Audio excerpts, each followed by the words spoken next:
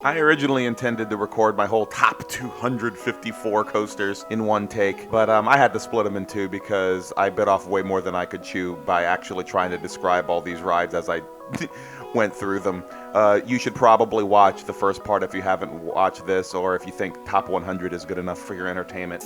Well, then that means you should continue watching this one. I'm going to rank my top 100 favorite coasters that I've ridden in the US. There's a few international, but I just took them out because I was a teenager when I rode those, and I just don't want to have that shit ranked yet until I properly go to Europe and ride them correctly as an adult with good opinions or something. Anyway, here's my top 100 coasters, and if you see like something like Intimidator 305 is missing, I explain why in my previous video. Go to the end card to watch that, or the description and all that stuff. I'll link you to it. Anyway, number 100 of my 369 coasters I've ridden is Mystery Mine at Dollywood. This coaster is basically the best version I've seen of a dark ride that actually thrills you, which really is super rare. It's a little on the jank side, but so charming, so lovely. It shows what you could do with a Gerstlauer or Eurofighter when you actually give a shit, rather than just throw it on a barge or something like Galveston Pier shit. Like, actually try it. It's not even a barge. It's not what it's called. It's a pier. It's in the name of the thing. I don't know what a barge is. All right, number 99 is Riddler Mindbender at Six Flags Over Georgia. Keeping in mind, I've only ridden it with the new trains, and I heard it was a lot better back in the day, and I believe it because Shockwave absolutely thunder nuclear shits on this thing. And if they were similar, then holy shit, and I missed out on a great opportunity. But still, as it is, in that little tucked in corner over there, it's a really lovely experience. And those Schwarzkopf loops, you can't touch them. They're fantastic. Some of my favorite stuff ever. Schwarzkopf is such a cool manufacturer, and I wish there were more of them to ride. Number 98, speaking of Schwarzkopf, is New Revolution at Six Flags Magic Mountain. I consider it's just a lovely intermediary thrill coaster. It doesn't do a whole lot, but I love the setting, and like when I want to take a break from super intense stuff when I'm at Magic Mountain, this thing just hits the spot. I like the simplicity of it, and I'm not even all that nostalgic about it. I just think it's a good-ass coaster. Really good stuff. Number 97, Silver Bullet at Knott's Berry Farm. I really, really enjoy coasters that just intermingle with all the other stuff. And so many of the B&M inverts are placed in footprints that are just boring to them by themselves over gravel and shit. You know, cough, cough, Batman the Ride rides, which are in my actual 200s. Silver Bullet, though, going over everything at Knott's Berry Farm with people under your feet and shit, very good thrills. I was much more impressed with this coaster than I expected to be. Really top tier stuff. Number 96, Apocalypse at Six Flags Magic Mountain. I really don't know what to think. It's really rough, not in the greatest way, but intense as hell too. I like rough, I like intense. I feel like I could have loved this coaster a lot more if it were just more cleaned up or something, I don't know.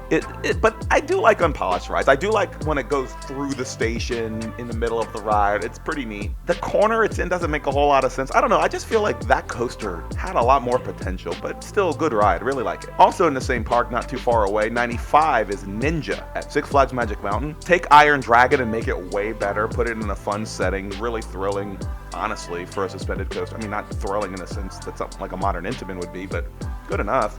Really, really lovely. I'm never going to Magic Mountain without giving Ninja a ride, except for, the last 2 days I was there when it was closed. But what do you expect? Magic Mountain usually has 6 or 7 coasters closed every single time you're there, but can't wait for them to build number 21 when they can't even maintain what they already have.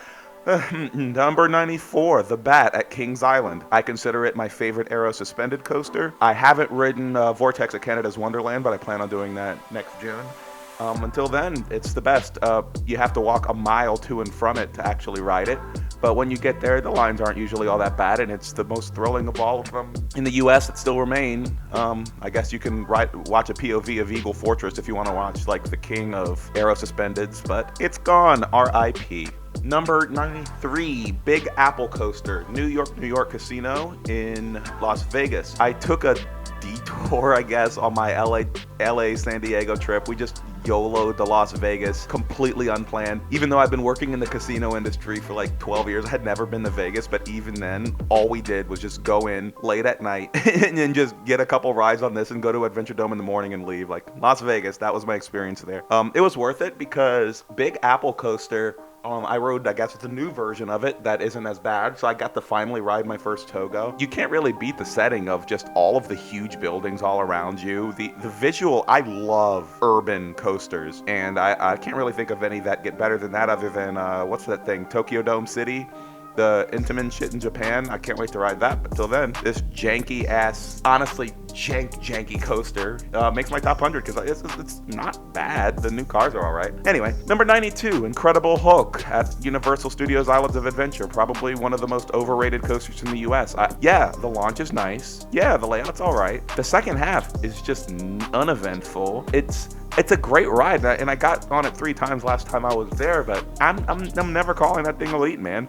For what it is, it's a great ride, and still worthy of my top 100, but look at how many things are ahead of it. Number 91, Copperhead Strike at Carowinds. This thing went up quite a lot between my 2021 rides and the ones now. It feels like it has a little more oomph. Not in the launch, though. Mock launches aren't interesting. They're not exciting. I wish Mock would just subcontract their launches to someone who knows what they're doing, like S&S, because the rest of their coasters are great. The rest of the coaster is great. Very high quality. It feels like a luxury brand of coaster, like, you know, kind of like B&M, maybe even better, but they got to fix their launches. The JoJo roll's pretty fun. The elements are intense, and I had some very good rides at Carowinds this year, and they went from like 117 to 91. Well done. Number 90, Wild Eagle at Dollywood. This thing really gets the edge over all of the other stuff of its ride type, except one that's later. Mainly because of the fact that Dollywood's setting is just so freaking nice. I mean, the Smoky Mountains is the backdrop of even a piece of shit coaster would probably enhance the quality of that ride so much, and it does for Wild Eagle. Really great visuals. It's not the most thrilling or intense, but like on a graceful B&M, it's what you want, right? Very similar energy, yet a different ride type.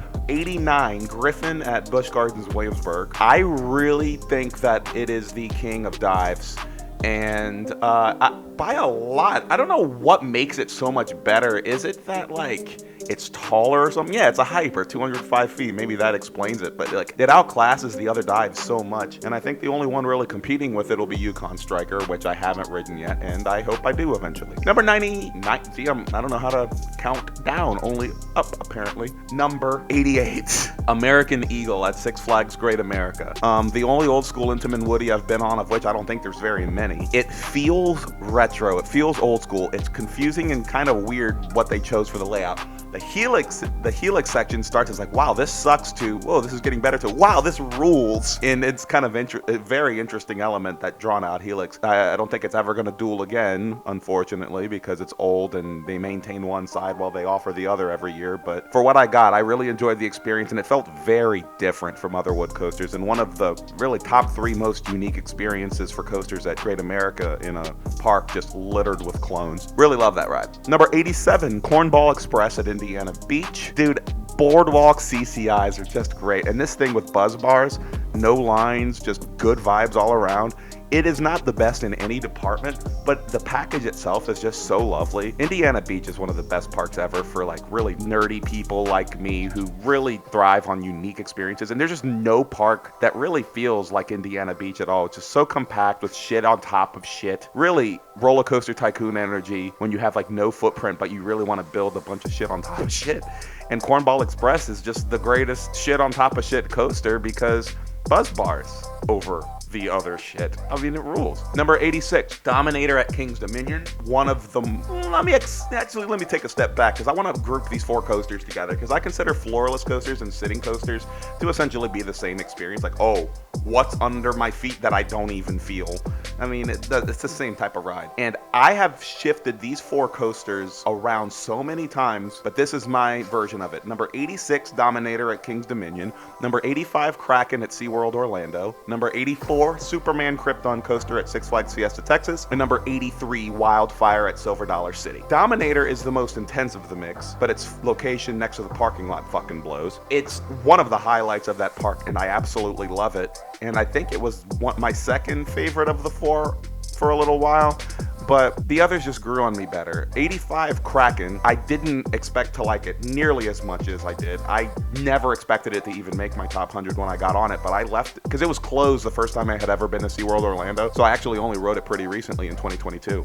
Really surprised by how intense it was. That new green color really pops. It's just solid all around. way better than Incredible Hulk. Eat me if you disagree. I just think that shit. And yeah, number 84, Superman Krypton coaster at Six Flags Fiesta, Texas. It got a little rattly and janky, and this reflects being in the front where it's better. The quarry wall setting is just great, and this used to be my favorite of the four. And there's really nothing inherently wrong with it other than a little bit of the rattliness, but it's an all-around great experience, pretty intense.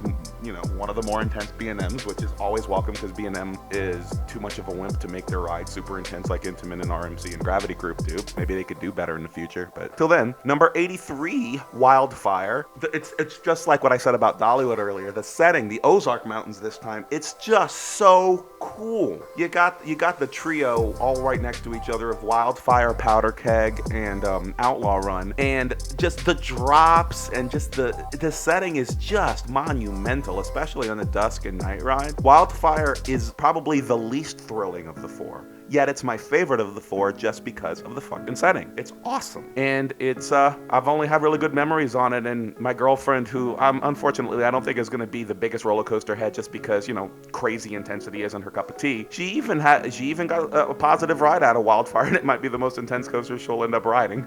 But at least, you know, we got some good Smoky Mountain action, and I love it. Number 82, Fahrenheit at Hersheypark. It feels kind of like what the Gerstlauer Eurofighters wanted to be. Same type of ride, except Intaminized, which makes it just better. I have a feeling that Monster at Adventureland, when I ride it next year, is going to be better than that, but other than that, I think it shits on all the other Gerstlauers. Good ride, hate the lines. So yeah, I'm gonna make sure to go on the deadest day possible. Here we go, Tuesday or Wednesday, so I can ride all the other stuff, because I'm missing you're not gonna hear Storm Runner or Wildcats Revenge, because I haven't ridden them yet. It sucks. Number 81 and number 80, Mr. Freeze Reverse Blast at Six Flags St. Louis and Mr. Freeze at Six Flags Over Texas. For a while, I was really preferring the St. Louis version over the Over Texas version, and I haven't ridden it forward yet. I actually rode it on the last day of it being Reverse Blast, when we thought it wouldn't be reverse anymore, but then they reversed their reversal, and now they make one side forward and one side back. Pretty cool. The reason that Mr. Freeze Reverse Blast in Texas beat St. Louis is because I just had some quality rides that last day. The energy of the crowd, everyone was thinking it's going to disappear forever. Good marketing, guys. You know, it was never going to disappear forever, but you guys made it sound like it. Make sure to get a ride on Mr. Freeze Reverse Blast on its final day of operation. Motherfuckers. Nah, I just had good vibes hanging out with Lacey and just getting some really good quality rides on Freeze. Number 79, Twisted Cyclone at Six Flags Over Georgia. My least favorite coaster from Rocky Mountain Construction. And it could have been so much more. It's one of only a couple parks where I think that the RMC is not the best coaster in the park.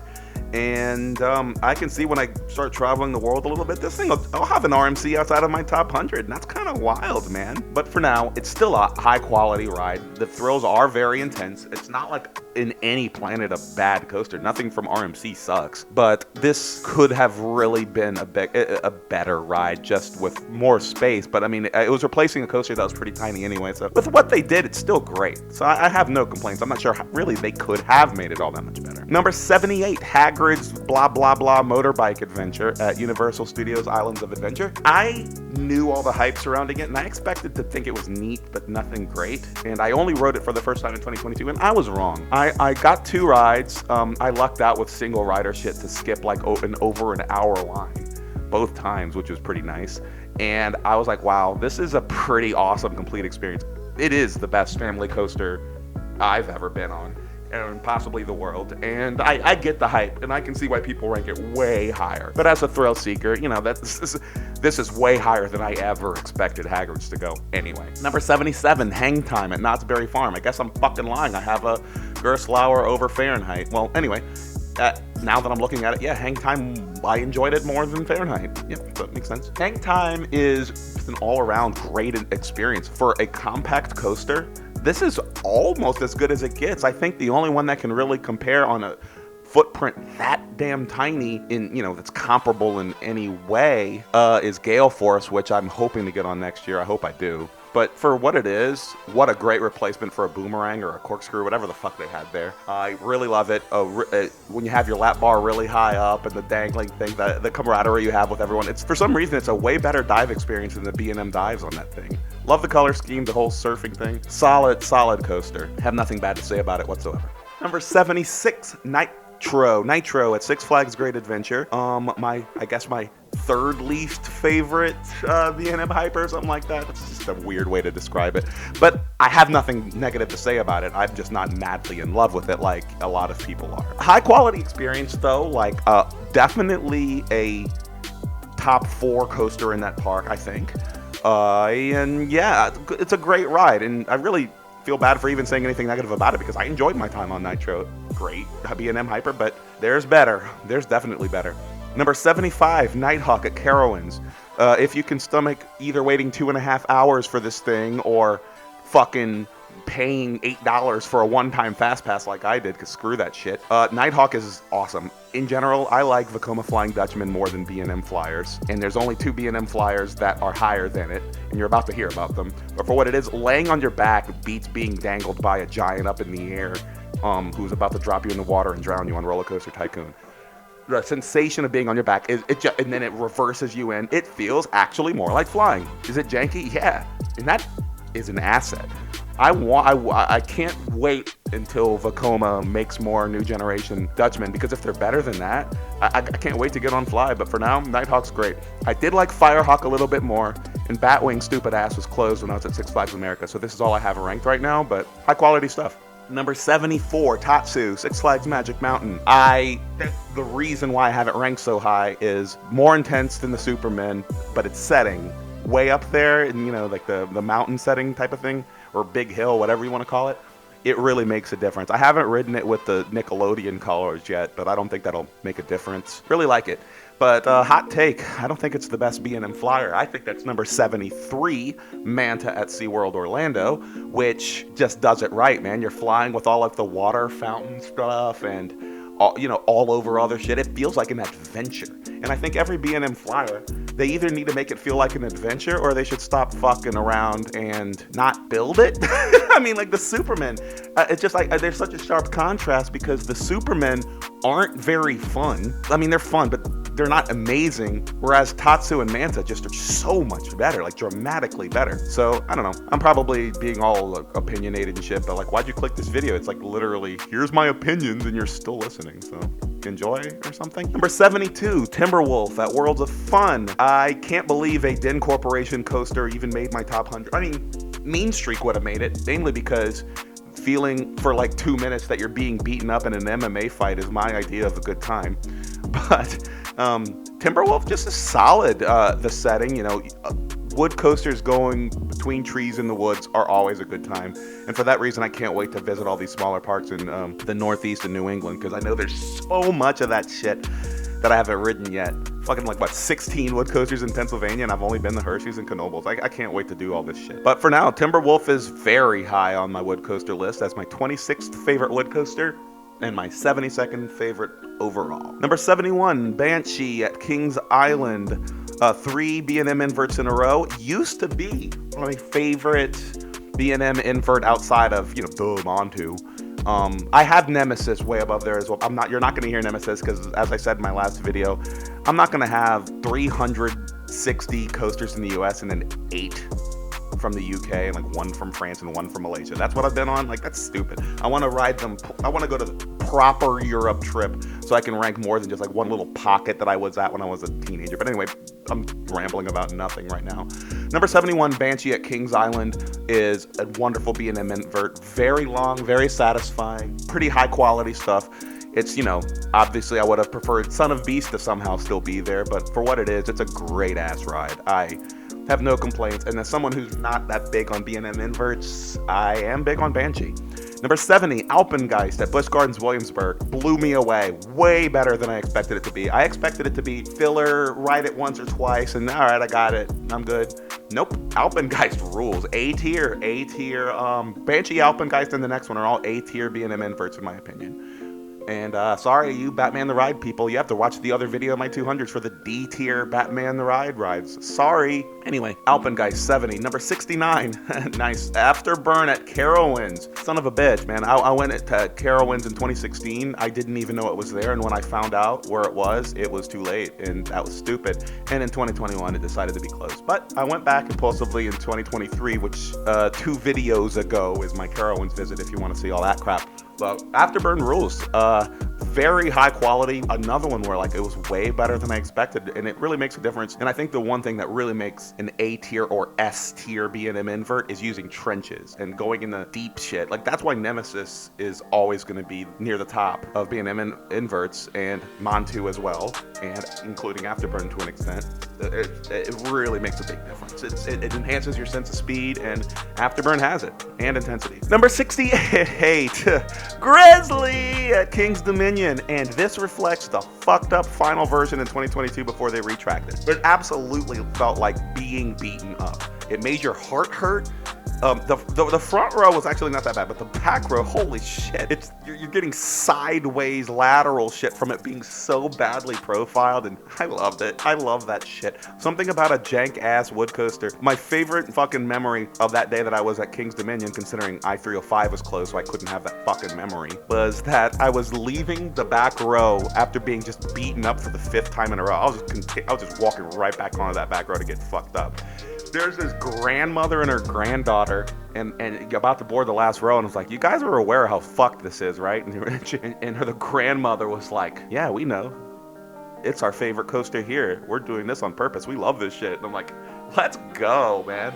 Very good energy. Number 67 at the same park, Reptilian at King's Dominion. I consider this so much better than Intamin bobsleds by quite a large margin, because, man, I'm just fumbling my words up right now, huh? And yeah, it feels like you're reclining on a lazy boy alone when you're on it, and you just vibing and just really decent thrills and a good time.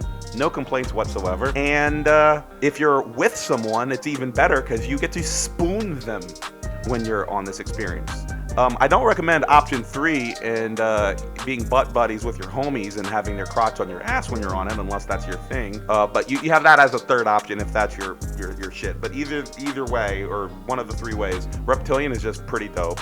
And I hope they keep it for a long time, and I hope somebody comes up with a new generation bobsled, because that model type totally has potential. It really does. It's a lot of fun. Number 66, Max Force at Six Flags Great America. If this coaster were like triple its length, which would, make it the length of a normal roller coaster, I would consider it elite. But basically, all you've got in this one is similar energy to Top Thrill Dragster and King to Ka, one of the best launches in the world, and then a lot of fun for like 9 seconds, and then it ends. I've already mentioned this about Great America, where good rides, but short as shit.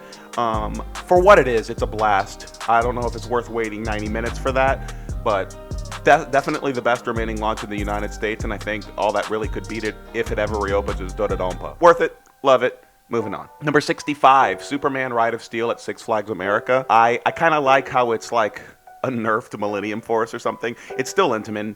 Intamin hypers are fun as shit. Haven't been to the one at Darien Lake to compare. I hear they're pretty similar. It's enough to make it the best ride in that mediocre park for sure.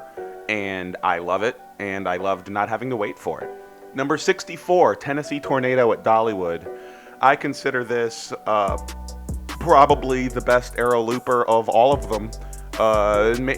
Really the only one that's competing now with me with Tennessee Tornado is Marineland's Dragon Mountain, which I hope I'm getting to next year. I gotta get there before it closes permanently. I love janky weird shit, so there's a shot, but until then, Tennessee Tornado is king. But the most modern of all of them. The setting is dope, just like everything else at Dollywood. The loop is excellent. I wish it were longer, but at the same time, I can't complain because the smoothness is the best you're gonna get with Aero. Even better than Canyon Blaster, I think. Number 63, Gemini at Cedar Point.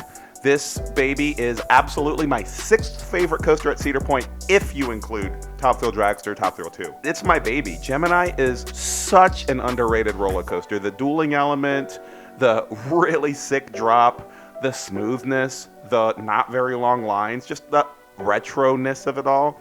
It's a complete package of a ride from the 70s, as good as you're gonna get, other than like very few examples.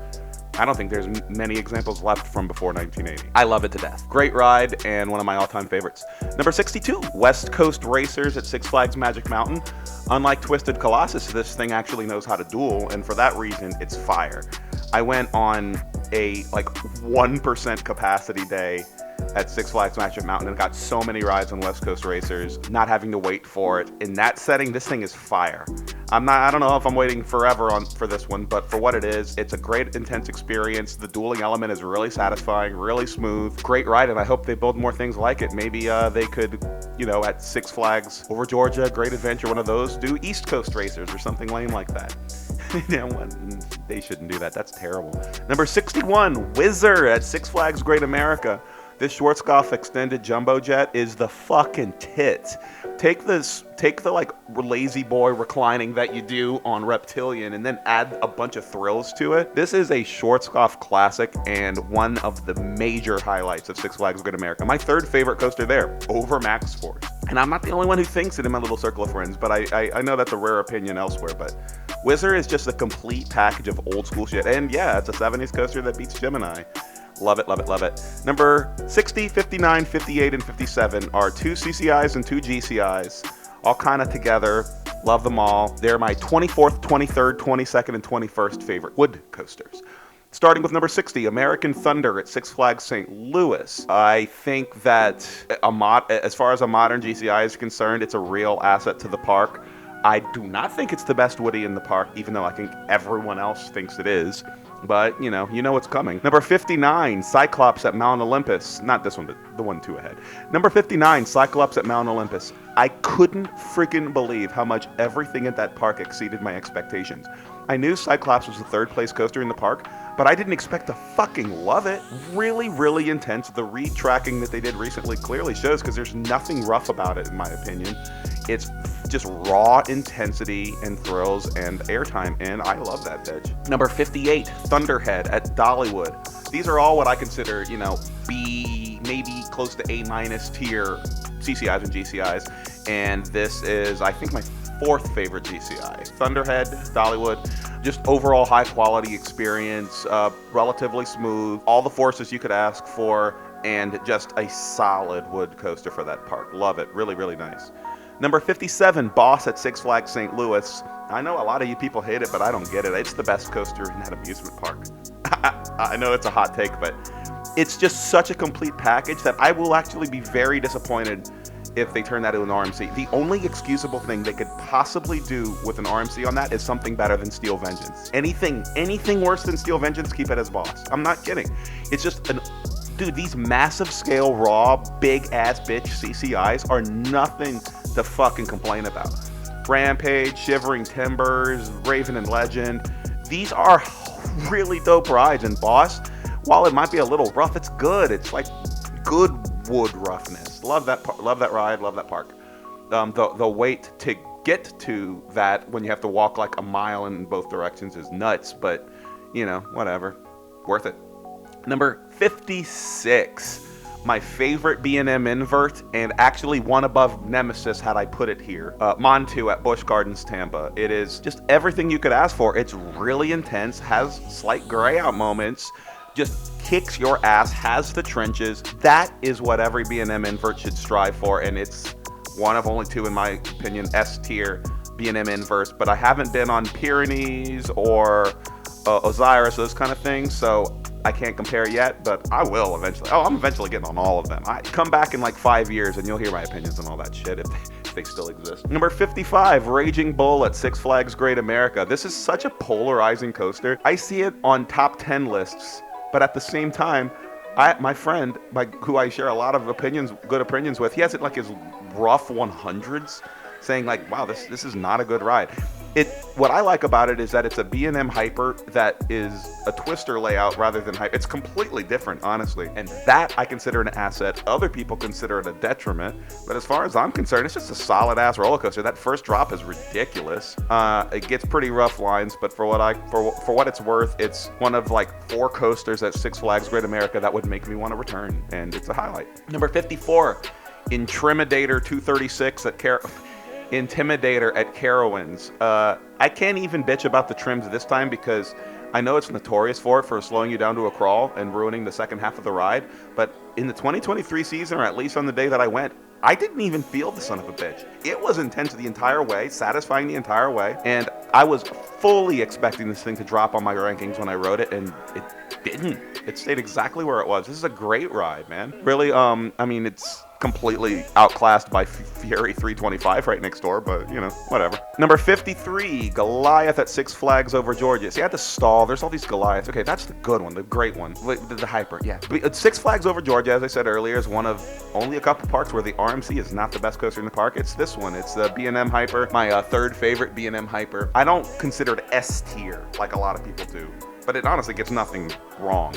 The return run over everything with the really intense camelbacks leading into the station are great. The little journey outside of the park is great. It's a relatively unflawed, great, excellent, thrilling B&M coaster, but it only makes 53 because the stuff ahead is just so fucking good. Anyway, number 52, Zippin' Pippin at Bay Beach. I really wish I got a different experience here, but we went on like the one day of the year where it had a 45-minute wait. We bought enough tickets to ride it like a dozen times in the 3 hours we were there, but we only got 2. And I guess I was just so bummed from the waiting and just standing out in the horrible heat, and you know, I had an upset tummy from fucking cheese curds that I don't regret eating. It just wasn't a great environment for me to get the best rides, because I think when I return to Zippin' Pippin, it's gonna go much higher. The Triangle Hill at the end, it's pretty intense, but like, I don't know, I feel like I needed to have been paying more attention to it, or been less high, or less cranky, or whatever. Like, I'm gonna admit when I'm the problem with why Zippin' Pippin didn't rank higher, and I think this is the case. My 20th favorite wood coaster, it has room to climb. I think it really does. Number 51, Excalibur at Valley Fair. Basically take Gemini, get rid of one of the sides, make it a little jankier, and make it way more intense. Riding this thing is impossible sometimes because it's never fucking open. It was open for like 15-minute windows here and there a couple times in the day. I only got one ride. It was only cycling 3 times, and I got on cycle number 3, and it was broken down for 3 hours after cycle number 4. Like, fuck. Really hard to get to that park, so I don't know if I'll ever get to ride it again before they demolish it, but I fucking loved Excalibur. It's my second favorite coaster there, and I think shits on the other 7 or whatever rides at the park that aren't Renegade. Dude, it's so good, so good. Classic Aero. There's no coaster anywhere like it, and for that reason, if you're like me, who's hardcore about unique experiences, you need to get on that thing before it's gone. Number 50, Full Throttle at Six Flags Magic Mountain. Another coaster that I just wish was longer. It just feels like they were 30% of the way in making one of the world's best roller coasters, and they're like, all right, we're good. Let's just trim this intense ass fucking hill and then end the ride here instead of doing more stuff. I really hope that instead of building a 21st roller coaster at Magic Mountain, they just extend this thing. The first half is dope. That loop is super intense. That launch is super intense. It does everything right, and that hill thing with the loop is one of the most unique elements ever, and you just want more. How are you like in the most intense moment of the ride and then slam into the brakes? It's over. Ugh. Still worthy of top 50 because what it does have is just fire. Number 49, Shockwave at Six Flags Over Texas. I consider this the king of short scoffs, and I think that the only ones that could have competed right now are Mindbender, which I never got the opportunity to ride, and Olympia Looping, which I will eventually ride for sure. Hopefully in more than one city, more than one fair. But for now we have Shockwave, which just rules, man. I love the urban setting where you're on these 5.7G loops or whatever, dueling cars on I-30 or whatever highways right there. Fire, just straight fire. And people don't praise it enough, but I consider it the second best coaster in that amusement park. Number 48, Lightning Run at Kentucky Kingdom, and 47, Storm Chaser at Kentucky Kingdom. Every time I go, these two just change which one's ahead. This year I got better rides on Storm Chaser than Lightning Run, but it's I don't know, it's weird to have two very, very high quality, extremely intense coasters in that park, because the things they do are, in my opinion, very similar. And I just feel like one of them would be better located in another park, while Kentucky Kingdom had something that just did something different, you know? But still, I can't fault them when they're still really high quality, good stuff. Lightning Run and Storm Chaser both have ejector, both have extremely intense moments, and both aren't for everyone. They are for me. And I have nothing bad to say about them, but Storm Chaser, it's nowhere near elite like you guys said. There are so many RMCs I have ranked higher than this, and I think that makes it, what, my second least favorite. One type of RMC that does have a contender over Storm Chaser is the only single rail I've been on so far, unfortunately. Wonder Woman Golden Lasso Coaster at Six Flags Fiesta, Texas. I think this thing is absolutely awesome. It feels like you're in like, I don't know, like a Mazda Miata or something extremely low to the ground going fast as shit. Like, feel like you can almost touch the track when you're on it. Like a go-kart on cocaine. That's what it feels like. And it's gotten a little rougher, but in my opinion, that's like cool. It's like a rough go-kart on cocaine. And I love it to death. And honestly, I love pretty much everything decided by Jeffrey Siebert, the best park president of all time. Basically, just let him continue to make decisions and give him authority to make coaster decisions in every other park in the chain, including the Cedar Fair properties. Just let him be the president of the coaster world. Number 45, Mamba at Worlds of Fun.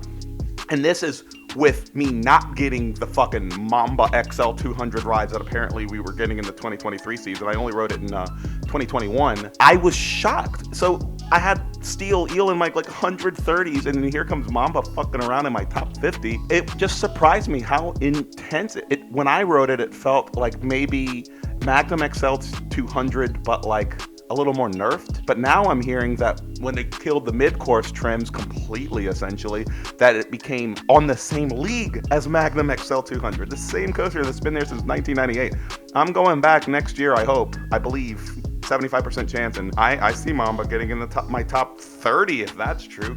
Can't fucking believe that shit. Number 44, Goliath at Six Flags Great America. This is the best coaster at Six Flags Great America, I believe. It is, it's interesting. It's an RMC Topper Woody, but I'll be honest, compared to the wood parts of Lightning Rod and all of Outlaw Run, and I'm assuming Wildfire Camarden as well, this thing just doesn't really feel like a wood coaster, even though it is, right? It feels like the steel coasters just like the other ones. The elements are interesting. It's, as everything else in that park, way too short, but high quality, and kind of an RMC where I just can't complain about it at all. But it's only enough to make my 19th favorite wood coaster and 44th favorite overall. The 18th favorite wood coaster and 43rd overall is Boardwalk Bullet at Kima Boardwalk, which is one of the most accessible coasters to me as a resident of New Orleans, Louisiana, the absolute shithole of coaster world. This thing's, only 5 hours away. No big deal. Let's be real, 5.5 hours away. 5 hours if I'm going 100 on the interstate. Anyway, it's just an overall complete package. Gravity Group does not know how to make mistakes. I mean, maybe they're contractors who install them, like work on Mindblower and shit, make mistakes, but Gravity Group themselves don't fuck up. Boardwalk Bullet, what they were able to fit in 1 acre at the beach, or not the beach, but at the boardwalk or whatever, is absolutely fascinating. The parts of the wood track fucking come clear within like inches of the building next door. It crosses itself like 70 times or something hilarious like that, and every time it passes near you in the station, it feels like an earthquake is happening. Extremely unique experience, and wonderful, just wonderful. I wish there was just more stuff to do anywhere near it, because I would make more trips to Houston.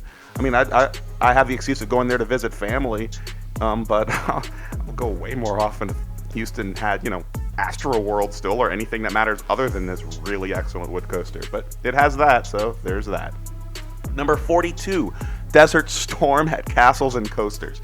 I really wondered if I had like warped memories of the day or something, but all I know is I rode that thing a ridiculous amount of times, and my memories of it are amazing. Look, the POV looks like it's a shit coaster, and everyone has it ranked really poorly. Nobody ever talks about it. But here's the thing, the ride operators don't give a shit about where you put your lap restraints on a looping janky coaster. So imagine Aero Jank and Phoenix Buzz Bars. I was thinking, like, am I exaggerating my memories of like what the hell kind of like how high I was able to get the things? And I saw a picture my friend took of me on this ride. It looks like my lap bar is up, just up. And I do remember that when it has this fucking kink off the side of the loop that ejects you like the wrong way, it felt like I was gonna be ejected and killed. I love that. It is scary. And I was stoned out of my motherfuck. That makes for a really great roller coaster. I don't know what to tell you. Go in there and just be crazy and risk your life, and the operators won't care. Raise that lap bar, man. Great ride if you're crazy. If you're normal, you will think this is a D- coaster, and you're not really wrong if you ride it normally. But anyway, Arizona has that and nothing else until Mattel opens. Number 41, Thunderbird at Holiday World. Absolutely shits on every other wing coaster. Go fuck yourselves, non-Thunderbirders. The launch should be mandatory on that model. How do you lift hill when you're flying? You gotta launch. And the station is one of the coolest stations ever. The best seat is in the front row, left side. You have that unabridged view of the field way out there, and then when you ride it at night, especially at Hollywood Nights, you're getting like a pitch dark night ride through the woods on a smooth JoJo roll having at the end B&M wing coaster. Fire. They need more of these, and every wing coaster in the future needs to be inspired by Thunderbird and have a fucking launch. Number 40, Orion at Kings Island. This open air quote B&M Giga is honestly relatively flawless. Not the best coaster at Kings Island. No, it isn't.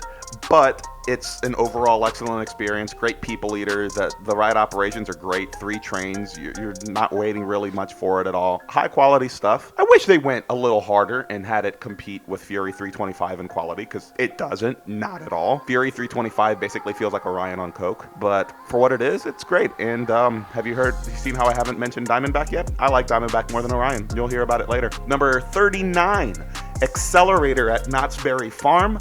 I got really lucky. I went in January 2022 when Montezuma was already supposed to be closed, but they let it stay open for a couple more weeks, and Accelerator had just been painted but was still open. So I got 2 night rides. That was enough. Basically, imagine Top Thrill or King to Cause launch, but then more stuff, and then you're like racing at night the cars on the local street and shit. It's epic. Just straight epic. Really high quality fun shit. And it was closed for a year and a half, like a few days after I rode it. So glad I got that opportunity. I mean, I'm glad it's back, and I hope it stays forever, but we'll see. Number 38, Mind Blower at Fun Spot Kissimmee. I rode it in April 2022, so before they fucked it up by changing parts of it to RMC. It was rough as balls shit. And people who complain about that are totally right, and I loved it. The layout is awesome. The fucking corkscrew right at the top, and then just the crazy... It feels like a slightly dilapidated old school wood coaster, except cranked up to 11, and that made it unique. So you have like the whole shit that's going on in Grizzly that I loved, and now you're just making the Gravity Group version. I realize it isn't Gravity's Group's fault that it's a fucking rough thing. It's bad contractors or Fun Spot fucking around themselves, not knowing how to do it right. But whatever the result was great, and I have a feeling that if they smoothened it out at all with the RMC stuff, that it probably hindered the experience. But for what it is, that top memory makes my number 38 for Mind Blower. Number 37, Loch Ness Monster at Busch Gardens Williamsburg is just an icon. Absolutely an icon. It is one of the only remaining coasters from the 70s that you'll even hear about again in this video. I really hope when they open the coaster again with the retracking that they have it going through both loops simultaneously again, because I really want to have that experience. But I'm also glad I was able to get the original unaltered Arrow experience as well.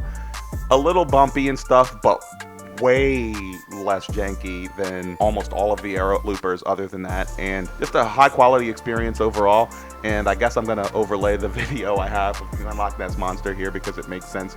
And I really didn't know what I was doing with filming, and I was high, and I got permission though. Look, I got permission with the park, got a permit and all that shit, but the POV is pretty rough. Enjoy. Number 36, Mako at SeaWorld Orlando is my second favorite B&M hyper, and just overall high quality shit. One of the best coasters in Florida. Just that scene near the water, like especially near sunset and stuff, really intense, really fun, just no complaints whatsoever. Very high quality stuff, and we need more Makos and fewer Candemoniums. Number 35, New Texas Giant at Six Flags Over Texas. I consider this coaster so much better than a bunch of RMCs and way higher than other people rank it, and the reason why is why you guys don't like it. It is definitely not a 10 out of 10 intensity RMC like all the other ones. It's like 7 or 8 out of 10, and I think that's an asset because as a unique experience craver, New Texas Giant is the only RMC that just feels like a smoothened out old school wood coaster type of vibe with RMC track and no inversions, no other shit, just fast, fun, and good. And if you look at it from that lens, New Texas Giant fucking rules. I really like it, and I really like how I only have to drive 7.5 hours to it rather than 10, 11, 12, 18, 22 hours to go to the rest of the country. So, yay. Number 34, Renegade at Valley Fair. Completely blew me away with how much I like this thing more than I thought I would. It's basically a remix of the other GCIs, and you know, like specifically the best ones, Mystic Timbers and shit. But Renegade just goes hard, and no, Mystic Timbers is not the best GCI. I'm just saving it because there's one I like more. But this is my third favorite, I think. Yes, third favorite GCI. Really, really worthwhile and the best coaster at Valley Fair. Number 33, I have a Zeus at Mount Olympus. Can you believe that shit? As I said, everything at Mount Olympus was like 2 standard deviations higher in quality than I thought it would be. I don't understand all the complaining people have about this park. Is it janky and is it a little DIY and does it look like there's OSHA violations everywhere? Yep, sure does, but that doesn't translate into a bad day. I had so much fun in my 2 half days at Mount Olympus, and Zeus was a huge part of it. Extremely intense, crazy, wild, original layout. 0 complaints. I like it more than Renegade, and I wasn't the only one who thought that. My buddy who I travel with said, yeah, this was better than all that shit. My number 15 top wood coaster, and number 33 overall. Amazing. Number 32, Diamondback at Kings Island, my favorite B&M hyper, and my 3rd favorite coaster at Kings Island is just everything you could ever ask for in that model. I think it's better than Orion. I would love a coaster that feels like Diamondback, but Giga format, more intense, modern, you know, all that stuff. I really like how you can ride row 2 as the best row, and it's kind of a secret that people don't know because it's essentially the same as row 1 but outside because you're all offset and stuff. The splashdown's fun, the intensity's very high, and I consider it an S-tier B&M hyper, and I think all that really can compete with it on Earth that I haven't ridden now as well. It's Shambhala. I can't wait for that shit too. Number 31, Time Traveler at Silver Dollar City.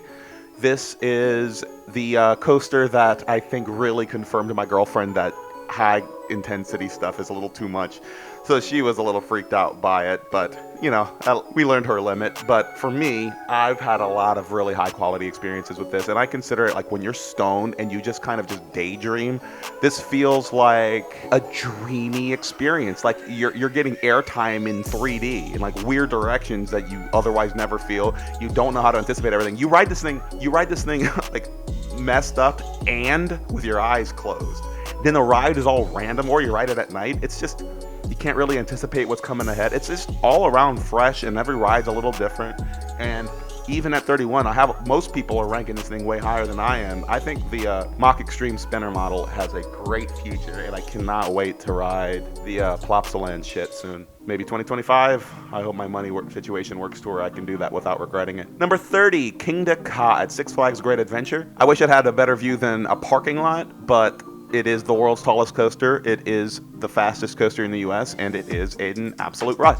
I've only gotten 1 ride ever on it. I was actually considering not riding it because I had to wait in line so much at that park, and I wanted to get ride number 7 on El Toro instead, but I did get on Ka. The reason why is I've been on Top Thrill Dragster, so I knew what the experience was, but I lucked out into the front row because of single rider party of 3 bullshit, and I loved it. I think that's the ideal ride, you know, at dusk and all of that. I think Top Thrill Dragster's way better, was way better because of the lap restraints and whatnot, but still high quality, great shit, and second best coaster at Great Adventure. Number 29 is Mystic Timbers at Kings Island. Mystic Timbers was actually ranked quite a bit lower in my shit before. I had Diamondback higher. It was like hugging my number 41, 42. But right as I was about to leave Kings Island this year, we had some like drizzly rides. The park was about to be stormed out, and my friends had already given up and walked back to the car. I'm like, there's a few more rides on Mystic Timbers before I leave, and I am so glad I did. Walk on, and it felt like it was going 20% faster than usual. It was so thrilling, and really proved GCI makes excellent wood coasters. But until then, I was thinking Mystic Timbers was only A-tier GCI, but I'll give it S-tier now. But not enough to beat the higher S-tier 28 Prowler at Worlds of Fun, which I consider the best GCI in the United States. I'm sure that wood coaster and stuff in China and whatnot is going to be better if, in the case I ever get to ride it, which I probably won't. But as far as the US is concerned, Prowler rules. It's basically Mystic Timbers' layout, just with a way cooler setting. Like, I can't stress enough, having wood coasters go through the woods adds such an extra sense of speed and thrills, and it just feels like the correct environment for that ride. So yeah, Mystic Timbers, you're getting the same thrills as in Prowler, but Prowler is just more relentless because of the traveling element of it all, you know?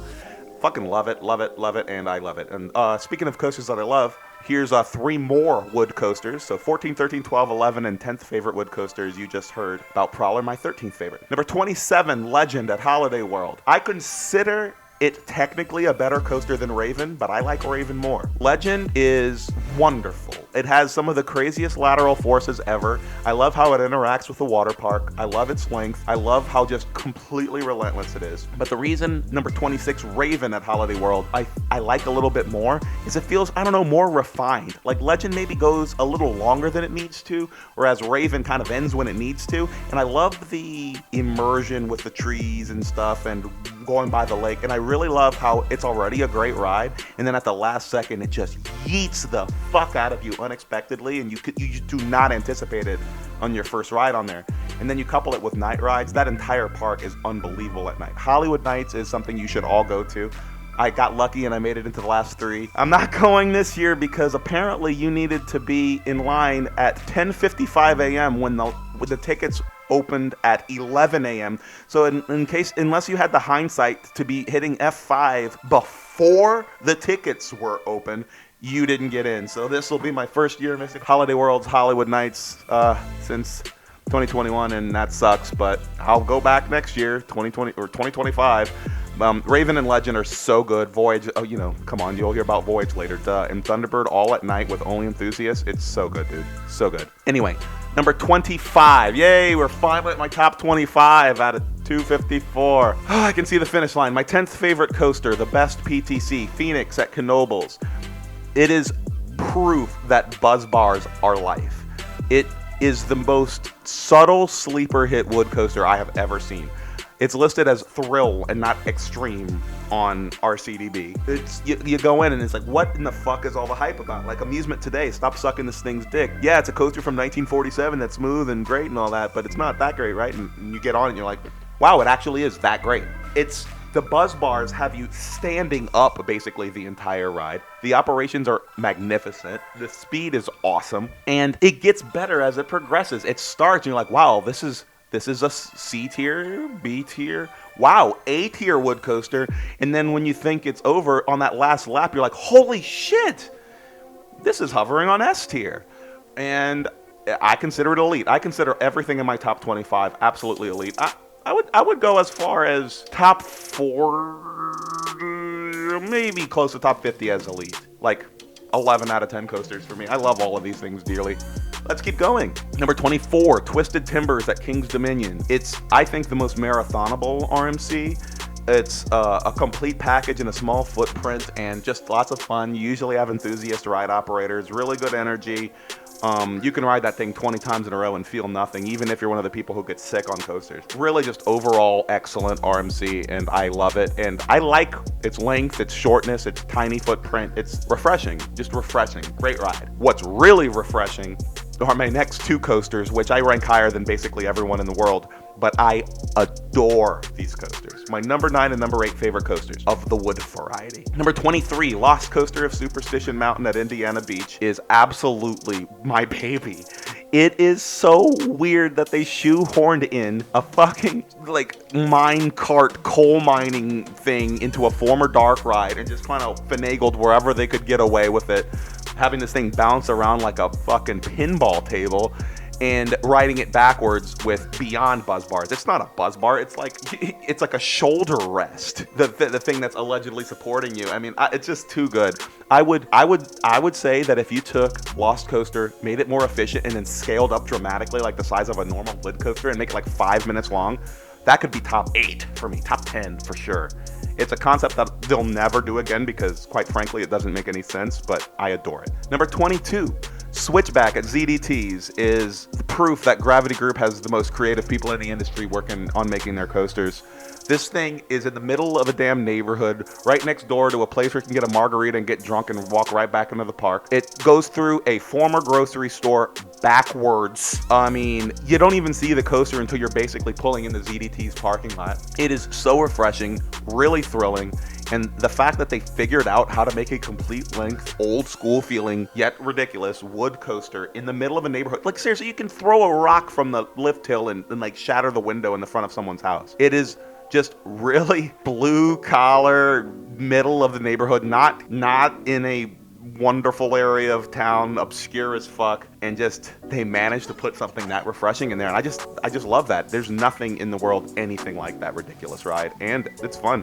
I rode it 28 times in one day, and met my friend Colson, who I now travel with, and we were just like, how is something this good just in the middle of a neighborhood? Wonderful. Number 21, my favorite coaster at Kings Island, and nobody agrees with me, and I don't care, the Beast. It is the iconic wood coaster, man. It looks like it was designed by a drunk teenager on Roller Coaster Tycoon. The layout is extremely random. It kind of misses the point on a bunch of stuff, but you have to look at it through the lens that this was supposed to be the most epic coaster in the world in the 70s, where it was the most epic coaster. And people with their different expectations now are being butt lords about it, but fuck off.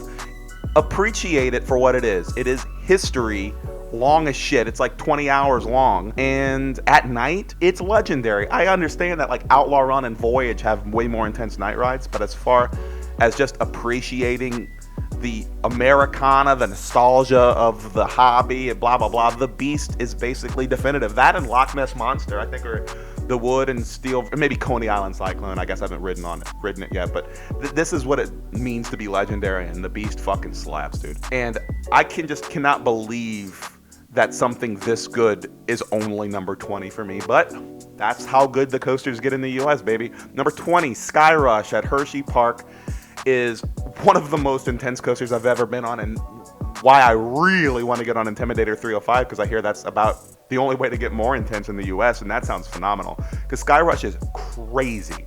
If they fixed the thigh crush bars, and I guess that's all they can do, it'll be a way better coaster. I wish it was longer. It's short, but I guess they couldn't have really fit very much more in there.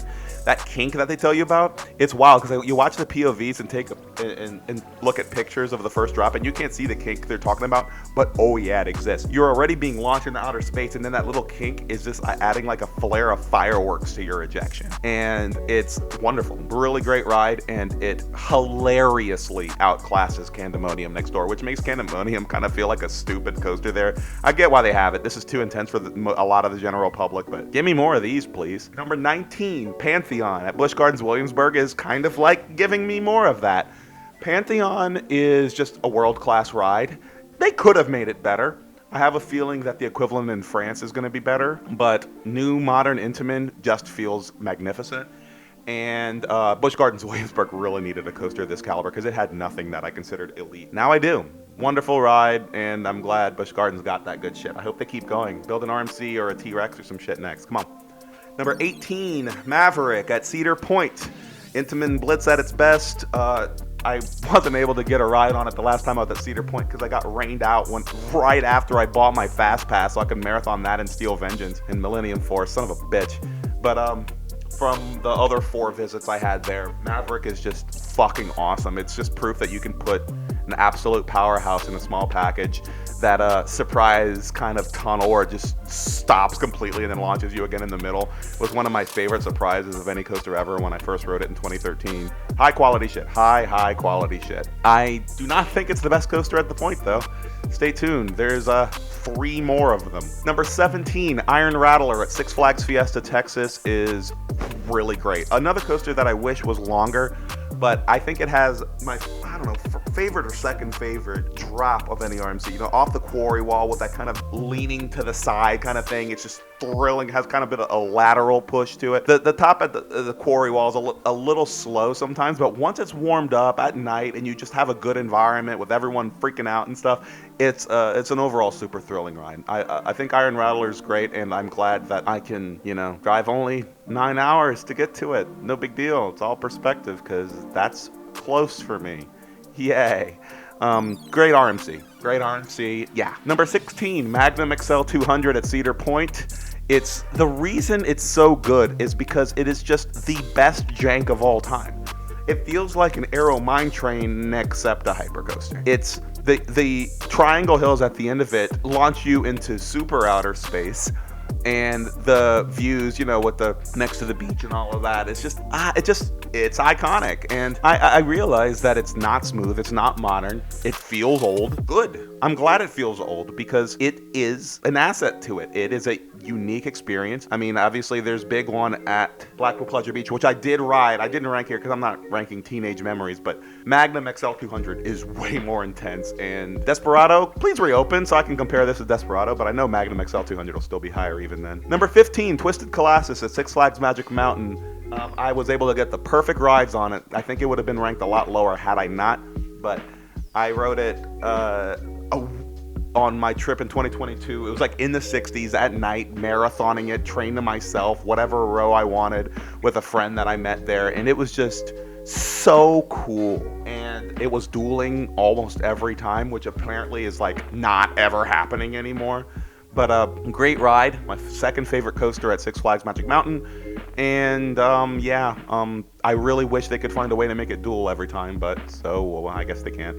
Sucks.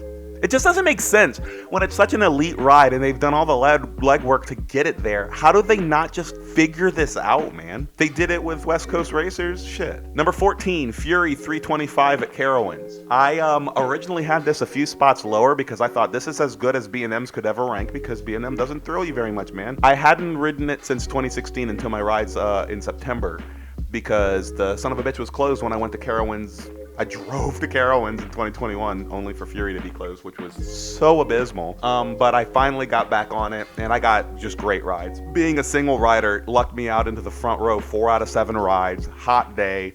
Got the front row, best conditions, and that thing hauls.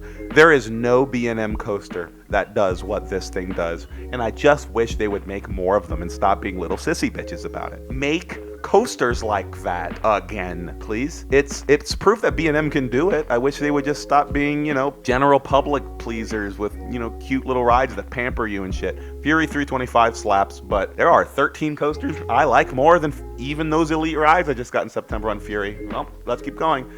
A coaster that you would expect me to rank a lot higher, and hey, don't get me wrong, it's an S-tier coaster, but Velocicoaster at Islands of Adventure only makes my number 13. I think it is technically a complete package with theming, thrills, pleasing the general public, doing everything right, quite honestly. And I don't fault it at all. It's a world-class experience and modern intimate at its finest. I just think that the next coasters are just crazier / more nostalgic to me / I don't know, more crazy really. I just like crazy rides. Speaking of crazy, number 12, Shivering Timbers at Michigan's Adventure. I finally got into this son of a bitch in the middle of nowhere very recently in my June trip of this year, and I'm so glad I did. It is basically a kind of bumpy, kind of crazy wooden B&M hyper. It is hilariously big.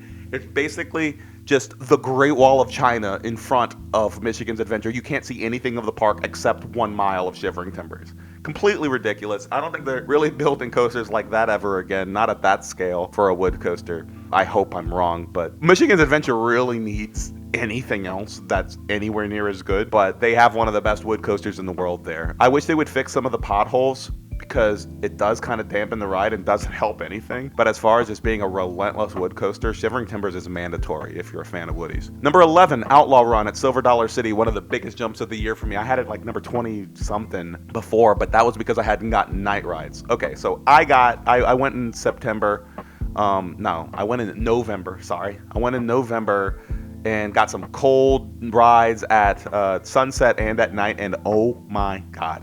When you're at the top of the hill and you have that little dip to give you a little speed, and then you see the horizon and everything under it is just black, and then it just yanks you down into the black. It is one of the most exhilarating night rides ever, only really rivaled by the Voyage to me, and it's more intense. It's sick. I wish it wasn't so short, but it's the exact opposite of Goliath, where that thing still feels like a steel coaster. This thing feels like a wood coaster, man. It is a rough, crazy wood coaster with a surprise inversion at the end. My friend who I travel with has it in his top 5 out of like 500. It is, for the right kind of person, as good as it gets. It's actually too intense for a lot of the park goers, so you don't have to wait in really any lines at all. And I wish they would build more coasters like that are too intense for the general public. I know it's not a great business decision, and it usually only results from an accident like that and I-305 and stuff, but I'm loving these accidents. It's my 5th favorite wood coaster. Number 10, Millennium Force, Cedar Point. Used to be my number 1 back when I was a fledgling roller coaster enthusiast. I understand that people complain, Millennium Forceless, all of that stuff, but the entire point of that is just the graceful speed. It has one of the best scenic drops in the world, and it just feels great to have the wind blowing in your hair and eating bugs that die in your face at night, and it's just iconic and plenty enough thrills for me to enjoy it. Like, yeah, I know I'm gonna like I-305 more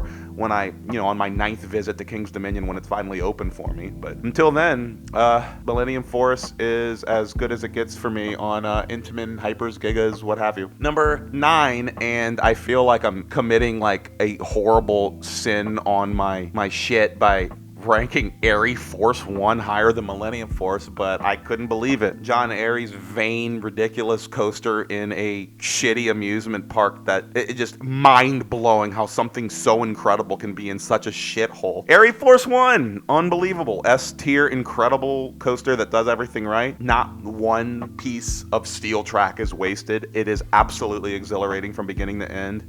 And Joe Draves, we shouldn't worry that Shilky's done making RMC layouts because this dude knows what he's doing. Let's stop converting wood coasters. Let's preserve our woodies and just start doing more ground up stuff like this, because they can fit so much oomph into such tiny footprints, and that like arcade barrel roll and that high five and shit. They had like no room to work with, yet they made something that incredible. Like there's people who are saying Airy Force 1 is knocking on their number 1 coaster. I have a friend who it is his number 1 coaster. So more of these, please, and maybe in actual destinations and not a family entertainment center off the side of the road that, other than its own one amazing elite coaster, is one of the worst parks I've ever visited. Please, anywhere else, can you do that again? Thank you. Number 8, Ghost Rider, Knott's Berry Farm, the best coaster at Knott's Berry Farm. I know that my friend Logan's like, what are you talking about? Like, it's only like the 40th best coaster in the country. Fuck off, my friend.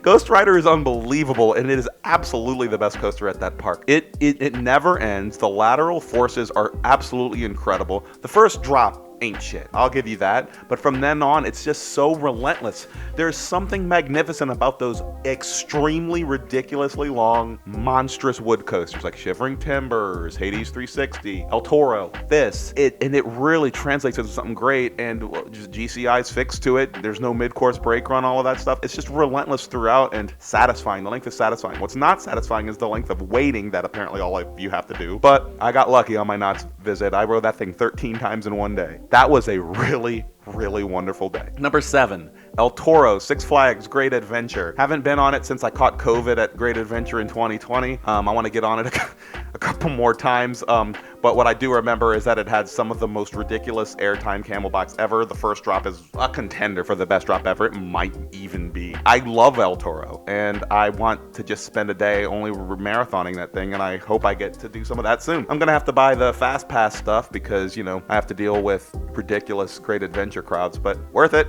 I can't wait to get back on the bull, and I hope it doesn't derail on me. Number 6, Lightning Rod at Dollywood. I like Lightning Rod mostly because the backdrop coupled with the intensity is such a great mix. Like, that quad down with that view simultaneously is such a vivid memory for me, and it goes such a long way. I'm really gonna be disappointed when they get rid of that when they reopen it without the launch in the beginning, but for what it is not at all one of the most intense RMCs, not at all. But is it legendary? I think so, and it just feels good how raw, and you don't really know what's coming because it's hidden away from view, and then it ends with such a good, exciting pop at the end. It's an overall great package, and I really wish they were able to preserve it in its original format, and it's a shame that we'll never be able to ride the 2016 Lightning Rod, which I never got to, but I'm glad I at least got to ride it on the launched one before they got rid of it. Either way, number 6 out of 369, and it belongs there. Number 5,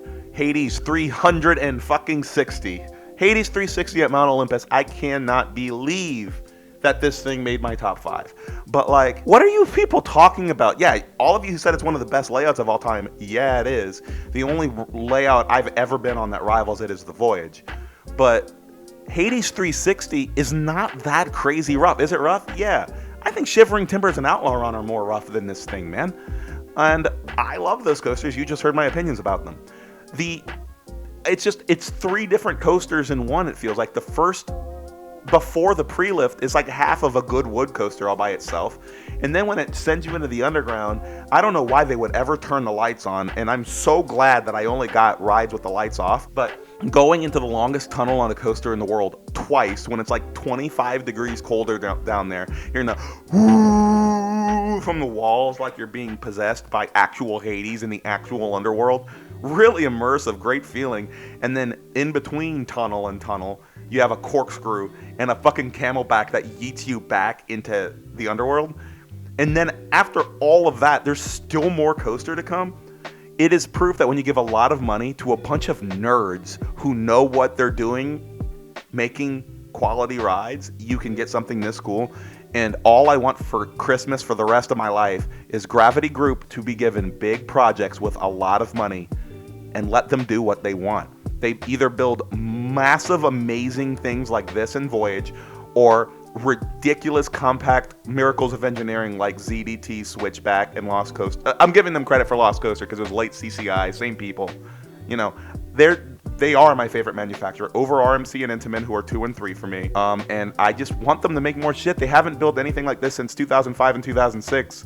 Like, outside of China, where none of us are fucking visiting. Send some of those jungle trailblazers over here, like Michigan's Adventure and Lake Winnie and fucking Louisiana, anywhere. Give me one. Love it. Love Hades 360, and I've been rambling for way too long about that shit, and I don't even know what I'm talking about anymore. Number 4, Iron Gwazi at Busch Gardens, Tampa. I think it's the most relentless layout in the United States. I can't claim the world because, first of all, Asianica exists, and it's one of the only coasters that can still be number 1 for me. But for what it's worth, Iron Gwazi is the most complete ridiculous thing. It has my favorite inversion in the world, one that I'll actually learn the name of because there's too many fucking inversion names, and I'm not bothering with all of that. But the Death Roll.